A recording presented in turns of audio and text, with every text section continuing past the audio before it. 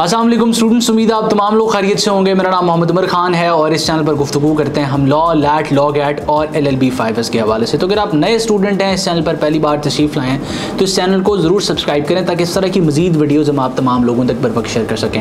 आज की इस वीडियो में हम डिस्कस करने वाले हैं कि अगर आप वकील बनना चाहते हैं, लॉ करना चाहते हैं, तो पाकिस्तान में आपके पास कितनी किस्म की डिग्रीज़ अवेलेबल हैं।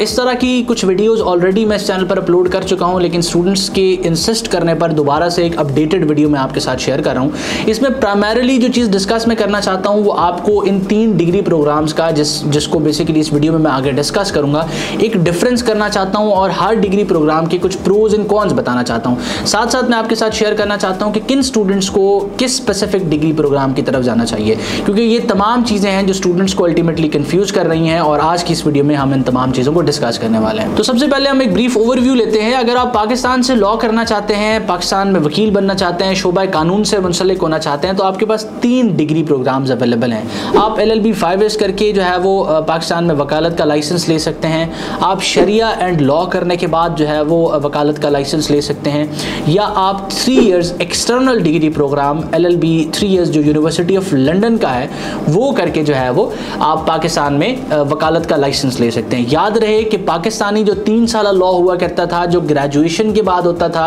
वो इस वक्त नहीं हो रहा। अगर आप जो है वो अब लॉ करना चाहते हैं, पाकिस्तानी लॉ LLB 5 इयर्स या शरिया एंड लॉ, तो आपको इंटरमीडिएट के बाद लॉ एडमिशन टेस्ट देना पड़ता है और उसके बाद आपका एडमिशन होता है। चाहे आपने BA किया है, MA किया है, एडमिशन आपका इंटरमीडिएट के बेसिस पर होगा। इसके बाद अगर आप एक्सटर्नल लॉ करना चाहते हैं, यूनिवर्सिटी ऑफ लंदन का 3 साल का लॉ करना चाहते हैं, तो अगर आप इंटर कर चुके हैं तो ये लॉ 3 साल का होगा, और अगर आप ग्रेजुएशन कर चुके हैं या मास्टर्स कर चुके हैं तो इनकी बेसिकली 2 इनटेक्स हैं। एक 3 साल का लॉ होता है और एक 2 साल का होता है। ग्रेजुएशन या मास्टर्स वालों के लिए 2 साल का होता है, लेकिन इसके फिर आगे हम चीज़ें डिस्कस करते हैं। कुछ लोग यहाँ खुश हो चुके होंगे, लेकिन इसके कॉन्स भी बहुत सारे हैं, तो वो हम आगे डिस्कस करते हैं वीडियो में।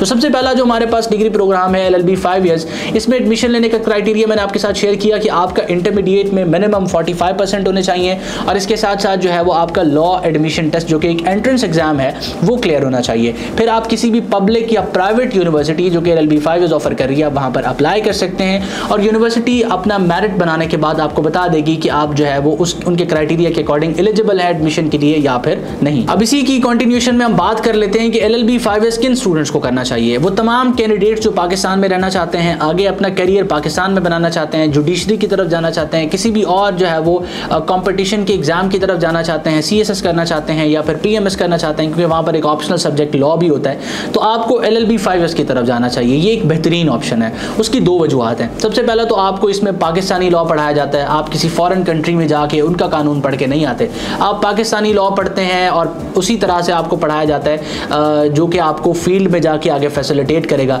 इसके बाद इसका सबसे बड़ा फ़ायदा आप तमाम लोगों के लिए ये है कि ये एक सस्ता डिग्री प्रोग्राम है।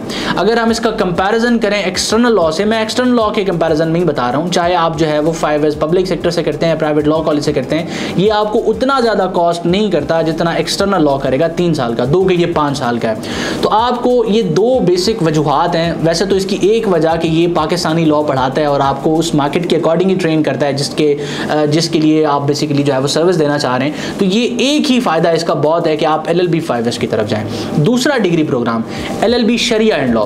शरिया एंड लॉ बेसिकली क्या है और ये किन स्टूडेंट्स को करना चाहिए। अब LLB शरिया एंड लॉ में आपको LLB 5S के वो तमाम सब्जेक्ट्स पढ़ाए जाते हैं जो आपको प्रैक्टिस में रिक्वायर्ड होंगे। मतलब कि उसमें आपको कॉन्ट्रैक्ट भी पढ़ाया जाएगा, उसमें आपको एविडेंस लॉ भी पढ़ाया जाएगा, उसमें आपको सिविल प्रोसीजर कोड भी पढ़ाया जाएगा, क्रिमिनल प्रोसीजर कोड भी पढ़ाया जाएगा। तमाम के तमाम कानून जो LLB 5S में पढ़ाए जाते हैं और एसेंशियल हैं, वो आपको शरिया एंड लॉ में भी पढ़ाए जाएंगे। शरिया एंड लॉ में डिफरेंस ये होगा कि वहाँ पर आपको अरबिक पढ़ाई जाएगी, आपको अरबिक लैंग्वेज पढ़ाई जाएगी, ताकि आप अरबिक टेक्स्ट को समझ सकें, उसको इंटरप्रेट कर सकें और उसको बेहतर तरीके से अंडरस्टैंड कर सकें। इसका फ़ायदा क्या है? इसका सबसे बड़ा फ़ायदा ये है कि आप जो इस्लामिक लॉ है, जो हमारा शरीयत का लॉ है, जो हमें जो है वो कुरान पाक की सूरत में दिया गया है, ये तमाम कैंडिडेट्स जो LLB शरिया एंड लॉ करते हैं, ये उस कानून को बेहतर तरीके से अंडरस्टैंड कर सकते हैं और उसको इंटरप्रेट कर सकते हैं। तो आपके पास यहाँ का जो पाकिस्तानी लॉ है उसका तो नॉलेज हो गई होगा, लेकिन साथ साथ आपके पास इस्लामिक लॉ का भी नॉलेज होगा और आप उसको डीपली अंडरस्टैंड कर सकेंगे। ये डिग्री प्रोग्राम उन तमाम कैंडिडेट्स के लिए रिकमेंडेड है जिनकी ग्रिप है अरबिक पर, या बेसिकली वो फेमिलियर हैं अरबिक से और किसी किस्म की जो लैंग्वेज क्लासेस अरबिक से रिलेटेड हैं उसको ले चुके हैं या दरस निज़ामी का कोर्स कर चुके हैं। अब दरस निज़ामी का जो कोर्स है उसमें बड़ी अच्छी गिरफ्त होती है उन लोगों की अरबिक लैंग्वेज पर, तो अगर वो कैंडिडेट्स आकर शरिया लॉ करते हैं तो उनके लिए काफ़ी आसान होता है। ऐसा बिल्कुल नहीं है कि दूसरे कैंडिडेट्स नहीं कर सकते, with the passage of time आप चीज़ों से फेमिलियर हो जाते हैं मेहनत करने की वजह से, तो आप कर सकते हैं, लेकिन डिपेंड करता है आपकी इंटरेस्ट के ऊपर। अगर आपका इंटरेस्ट है कि आप इस्लामिक लॉ को पढ़ें, आप उसको अंडरस्टैंड करें। अब इससे डिफरेंस क्या है, अगर आप LLB 5 करते हैं, LLB शरिया एंड लॉ करते हैं या एक्सटर्नल डिग्री प्रोग्राम 3 इयर्स करते हैं, लाइसेंस आपको सेम मिलेगा। आप तमाम किस्म के केसेस को कंटेस्ट कर सकेंगे। मतलब अगर आपके पास एक चोरी का केस आया है और आपने शरिया एंड लॉ किया हुआ है, तब भी आप उस क्लाइंट को रिप्रेजेंट कर सकते हैं। लेकिन बात यह है कि जब आपके पास किसी किस्म का ऐसा मुद्दा या ऐसा मामला आएगा आपके सामने जिसमें इस्लामिक लॉ इन्वॉल्व होगा, तो आप उसको बेहतर तरीके से इंटरप्रेट कर सकेंगे, अंडरस्टैंड कर सकेंगे, क्योंकि आपकी एक्सपर्टीज होगी, आपकी स्पेशलाइजेशन होगी।